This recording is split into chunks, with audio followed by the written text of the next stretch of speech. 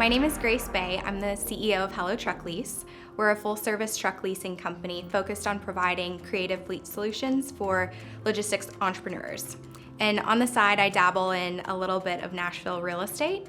I have a couple of rental properties myself, and then property manage and do some interior design for some clients. My story is a little unique in that I never really did anything other than entrepreneurship.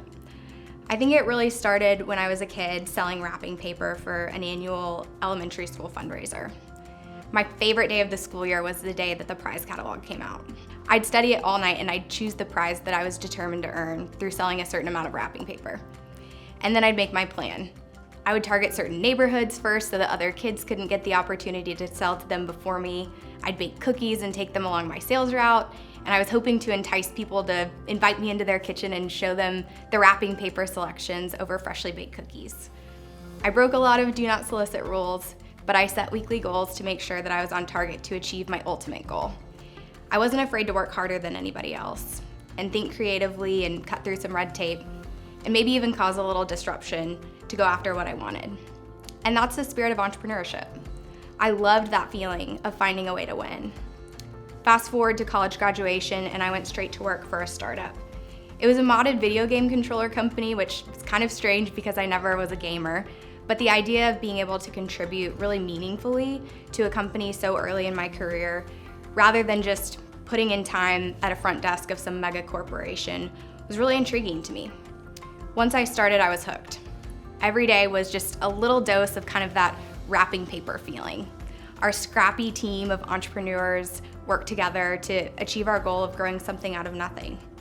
We had to work really hard, think creatively, and cut through red tape.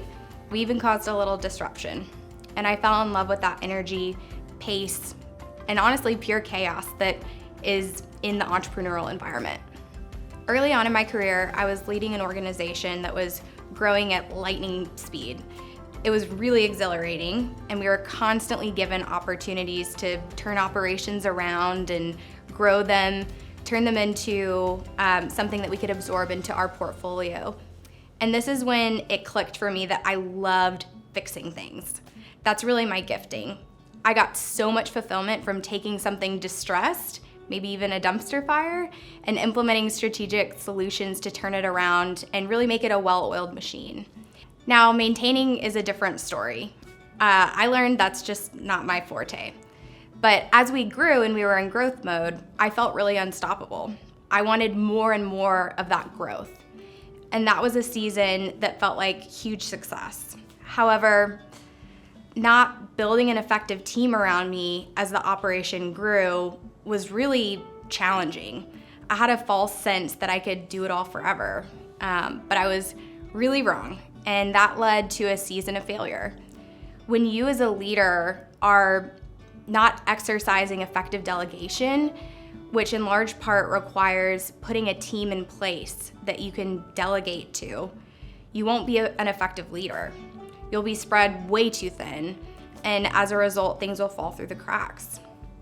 Once I learned that I wasn't Superwoman and I actually needed people to support me, I really dug in to learning how to grow a team, how to identify the right people for the right roles, what roles are even needed, how to anticipate future sustainability for growth, and how to motivate and inspire a team in an environment that's always changing. It's not inside of this corporate box, and it's really different to lead a team through entrepreneurial adventure versus something that has a playbook. But once you find the right people and you really commit to developing them in tandem with the right delegation, the sky's really the limit. And I wouldn't be here today if it wasn't for my team and implementing that approach and really digging into them.